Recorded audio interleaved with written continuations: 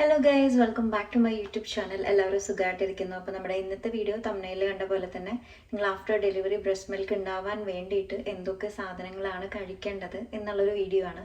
അപ്പോൾ വീഡിയോ ആരും സ്കിപ്പ് ചെയ്യാണ്ട് കാണുക. ഒരുപാട് ഇൻഫോർമേറ്റീവ് ആയിട്ടുള്ള കാര്യങ്ങൾ ഈ വീഡിയോ വഴി ഞാൻ ഷെയർ ചെയ്യുന്നുണ്ട്. അപ്പോൾ ഈ വീഡിയോ ഹെൽപ്ഫുൾ ആണെന്ന് തോന്നുകയാണെങ്കിൽ നിങ്ങളുടെ ഫ്രണ്ട്സിനൊന്ന് ഷെയർ ചെയ്യുക. അത് മാത്രമല്ല, നമ്മുടെ ചാനൽ ആദ്യമായിട്ട് കാണുന്നവരാണെങ്കിൽ ചാനൽ ഒന്ന് സബ്സ്ക്രൈബ് ചെയ്തിട്ട് കാണാനും ലൈക്ക് ചെയ്യാനും കമൻറ്റ് ചെയ്യാനും ഷെയർ ചെയ്യാനും മറക്കരുത്. അപ്പോൾ നമുക്ക് അധികം വേണ്ട വീഡിയോയിലോട്ട് പോകാം.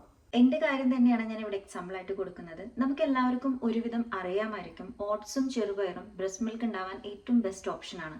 ഇനി ഇതല്ലാതെ വേറെ കുറേ ഓപ്ഷൻസ് ഉണ്ട്. അതാണ് ഈ വീഡിയോയിൽ ഞാൻ ഹൈലൈറ്റ് ചെയ്ത് നിങ്ങളുടെ അടുത്ത് പരിചയപ്പെടുത്താൻ പോകുന്നത്.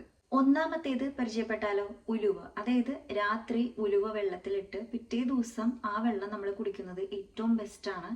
ഇത് കുറേ പേർക്കൊക്കെ അറിയാമായിരിക്കും. ഞാൻ പറഞ്ഞല്ലേ, ഇത് അറിയാത്തവർക്ക് വേണ്ടിയിട്ടാണ് ഞാൻ ഈ ഒരു വീഡിയോ ചെയ്യുന്നത്. ഉലുവ ഏറ്റവും ബെസ്റ്റാണ് ബ്രസ്റ്റ് മിൽക്ക് ഉണ്ടാവാനായിട്ട്. രണ്ടാമത്തേതാണ് ക്യുമിൻ. ഇത് ദഹനത്തിനും അതേപോലെ തന്നെ പാല് വർദ്ധിപ്പിക്കാനും ഒരേപോലെ നല്ലതാണ്. പിന്നെ എൻ്റെ പരിചയത്തിലുള്ള ഒരു ഫാമിലി ഡോക്ടർ ഉണ്ട്. ഡോക്ടർ ആയുർവേദ ഡോക്ടറാണ്. ഡോക്ടറുടെ അടുത്ത് പറഞ്ഞൊരു കാര്യം, ആഫ്റ്റർ ഡെലിവറി ഇപ്പോൾ വയറ് ചാടുന്നവരൊക്കെ ഉണ്ടാവും ഒരുപാട്. അവർക്കൊക്കെ ഏറ്റവും ഹെൽപ്ഫുൾ ആയിട്ടുള്ള ഒരു ടിപ്പാണ് ഈ ജീരകവെള്ളം കുടിക്കുക എന്നുള്ളത്. രാവിലെ തന്നെ വെറും വയറ്റിൽ നല്ല ജീരകവെള്ളം ഒരു ഗ്ലാസ് കുടിച്ചു കഴിഞ്ഞാൽ അടിപൊളിയായിരിക്കും. നമ്മൾ ദഹനത്തിനായാലും പാൽ ഉൽപാദനത്തിനും ഏറ്റവും ബെസ്റ്റാണ്. മൂന്നാമത്തേത് വെളുത്തുള്ളി. നമ്മൾ പാചകം ചെയ്യുമ്പോഴൊക്കെ കൂടുതലും വെളുത്തുള്ളി ഉപയോഗിച്ച്, ഇപ്പം നമ്മൾ പയറുവർഗ്ഗങ്ങളൊക്കെ ആയാൽ നമ്മൾ കൂടുതലും വെളുത്തുള്ളി ഉപയോഗിച്ച് നമ്മൾ പാചകം ചെയ്യുന്നതും നമ്മൾ കൂടുതൽ പാൽ ഉൽപാദനത്തിന് ഏറ്റവും നല്ലതാണ്. പിന്നെ അത് മാത്രമല്ല, നമ്മൾ സോളിഡ് ഫുഡ്സ് ഒക്കെ കുഞ്ഞുങ്ങൾക്ക് 6 മാസത്തിന് ശേഷം കൊടുത്തു തുടങ്ങുമ്പോൾ നമ്മൾ തന്നെ ചെറുപയറോ അല്ലെങ്കിൽ പയറുവർഗ്ഗങ്ങളോ ഒക്കെ കഴിക്കുന്ന സമയത്ത് വെളുത്തുള്ളി നമ്മൾ കഴിക്കുമ്പോൾ, അത് തന്നെ നമ്മൾ ബ്രസ്റ്റ് മിൽക്ക് ഫീഡ് ചെയ്യുമ്പോൾ അവർക്ക് അതുകൊണ്ട് തന്നെ ഗ്യാസിൻ്റെ പ്രോബ്ലംസ് ഒന്നും കുഞ്ഞുങ്ങൾക്കും ഉണ്ടാവില്ല. അപ്പം അതുകൊണ്ട് തന്നെ ഈ വെളുത്തുള്ളി നിങ്ങളുടെ ഭക്ഷണത്തിൽ ഉൾപ്പെടുത്തുന്നത് എന്തുകൊണ്ടും നല്ലതാണ്. അടുത്തത് പപ്പായയാണ്. നമുക്കറിയാം, നമ്മൾ പ്രഗ്നൻ്റ് ആയിരിക്കുമ്പോൾ നമ്മുടെ അടുത്ത് എല്ലാവരും പറയുന്ന ഒരു കാര്യമാണ് പപ്പായ കഴിക്കാൻ പാടില്ല, അതുപോലെ തന്നെ പൈനാപ്പിൾ കഴിക്കാൻ പാടില്ലെന്ന്. ശരി, ഓക്കെ, എന്നാൽ പിന്നെ ആഫ്റ്റർ ഡെലിവറി കഴിക്കാമല്ലോ. അതായത് പഴുത്ത പപ്പായോ അല്ലെങ്കിൽ നമ്മൾ പപ്പക്കായൊക്കെ ഉപ്പേരി, നമ്മൾ തൃശ്ശൂർക്കാർ പപ്പക്കായ എന്നാണോട് പറയാം. അപ്പോൾ പപ്പായൊക്കെ ഉപ്പേരി വെച്ച് കഴിക്കുന്നത് ഏറ്റവും ബെസ്റ്റാണ്.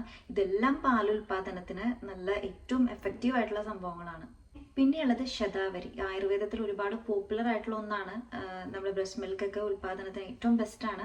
ഇത് നിങ്ങൾ ഒരു നല്ലൊരു ആയുർവേദ ഡോക്ടറിനെ കൺസൾട്ട് ചെയ്തതിന് ശേഷം ഓക്കെ ആണെന്നുണ്ടെങ്കിൽ മാത്രം. പ്രസവരക്ഷയൊക്കെ ചെയ്യുന്നവർക്കറിയാം.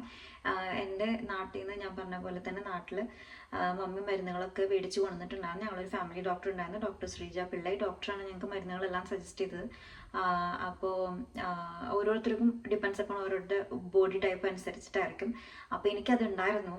എൻ്റെ ഈ ഒരു പ്രസവരക്ഷയുടെ ഭാഗമായിട്ട് കഴിക്കുന്ന മരുന്നുകൾ അതുണ്ടായിരുന്നു. ഒരുപാട് കഷായവും അതുപോലെ തന്നെ അരിഷ്ടമൊന്നും ഞാൻ കുടിച്ചിട്ടില്ല. അത്യാവശ്യത്തിന് വേണ്ട ടാബ്ലറ്റ്സ് മാത്രമേ എനിക്ക് ഡോക്ടർ പ്രിഫർ ചെയ്തിട്ടുള്ളൂ. കാരണം ഒരുപാട് അരിഷ്ടം കഴിക്കുന്നതുകൊണ്ട് നമുക്ക് ഭയങ്കരമായിട്ട് വെയിറ്റ് കൂടുക എന്നല്ലാണ്ട് പിന്നെ അത് കുറയ്ക്കാനായിട്ട് നമ്മൾ ഒരുപാട് പാട് വയ്ക്കേണ്ടി വരും. അപ്പോൾ അതുകൊണ്ട് ആദ്യമേ നമ്മൾ ശ്രദ്ധിച്ചു കഴിഞ്ഞാൽ ഒരു പ്രശ്നമില്ല. സോ ഇത് നിങ്ങൾ ഡോക്ടറെ സജസ്റ്റ് ചെയ്തതിന് ശേഷം മാത്രം കഴിക്കുക. പിന്നീട് ഏറ്റവും പ്രധാനപ്പെട്ട കാര്യം, ഇതെല്ലാം നിങ്ങൾ കഴിച്ചിട്ടും നിങ്ങൾ വെള്ളം കുറച്ചാൽ കുടിക്കുന്നെങ്കിൽ ഒരു കാര്യമില്ല. അതായത് നമ്മൾ ഡീഹൈഡ്രേറ്റ് ആയി പോകും എപ്പോഴും. നമ്മൾ എന്നെ സംബന്ധിച്ച് ഇപ്പം ഞാൻ തന്നെയാണ് ഒരു ബിഗ് എക്സാമ്പിൾ. ഞാൻ എപ്പോഴും ബ്രസ്റ്റ് ഫീഡ് ചെയ്യുന്നതുകൊണ്ട് എനിക്ക് ഭയങ്കര ടയർഡ്നെസ് ഒക്കെ തോന്നും. എപ്പോഴും നമ്മൾ വെള്ളം കുടിക്കണം. അല്ലെങ്കിൽ നിങ്ങളൊരു ദിവസം 1 ലിറ്ററോ 2 ലിറ്ററെങ്കിലും വെള്ളം നിങ്ങൾ കുടിച്ചിരിക്കണം.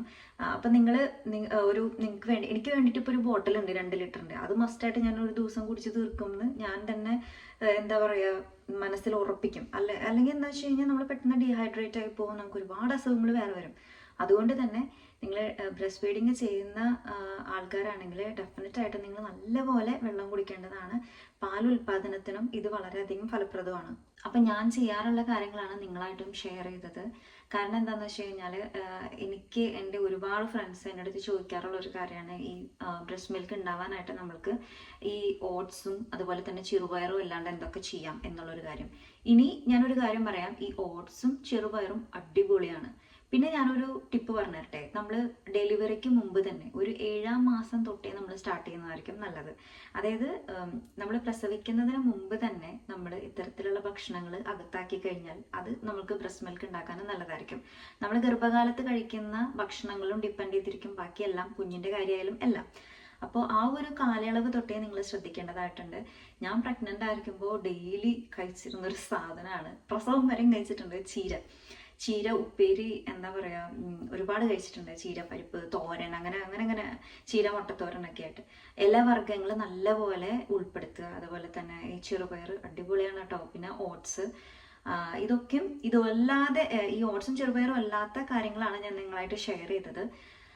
അപ്പോൾ ഇതെല്ലാം നിങ്ങൾ ഫുഡിൽ ഉൾപ്പെടുത്താനായിട്ട് നോക്കുക. പിന്നെ നല്ലപോലെ റിലാക്സ് ചെയ്യുക, റെസ്റ്റ് എടുക്കുക. അപ്പോൾ ഇത്രയേ ഉള്ളൂ.